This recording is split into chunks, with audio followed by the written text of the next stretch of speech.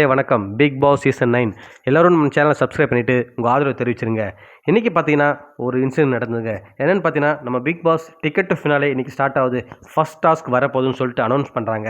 எல்லாமே ரெடியாக இருக்குன்னு சொல்லிட்டு ரெடியாக இருக்க சொல்கிறாரு. ஸ்டார்ட் பண்ணுற நேரத்தில் பார்த்தீங்கன்னா எல்லாருமே கேஷுவலாக ஆளுக்கு ஷூ போடுறது, சாக்ஸ் போடுறது, அப்போ தான் நடந்து வர்றது பொறுமையாக. ஸோ இந்த மாதிரி இருக்காங்க. ஸோ பிக் பாஸ் டென்ஷனாக என்ன சொல்லிட்டாருன்னா, ஏன் இந்த டிக்கெட் டு ஃபினாலே வந்து துச்சமாக நினைக்கிறீங்க எல்லாருமே, இந்த சீசன் மாதிரி ஒரு ஒஸ்ட் சீசனை பார்த்ததில்லைன்ற மாதிரி சொல்கிறார் அவர்.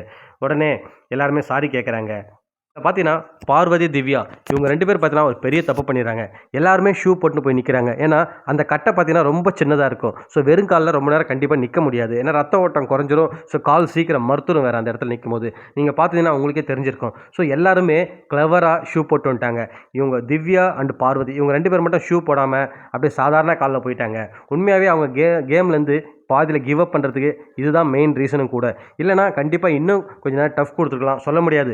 ஃபைனலாக 2 பேரில் யாராவது ஜெயிச்சு கூட இருக்கலாம். ஏன்னா அந்த அளவுக்கு அவங்க 2 பேருமே வில் பவர் இருக்குது. நம்ம ஸ்ட்ராங்கான லேடிஸ் 2 பேருமே. பார்க்கலாம் நெக்ஸ்ட் டாஸ்க்லேயாவது கிளவராக திங்க் பண்ணிவிட்டு போய் ஆடுறாங்களான்னு சொல்லிட்டு. மீண்டும் அடுத்த வீடியோவில் உங்களை சந்திக்கிற மக்களே.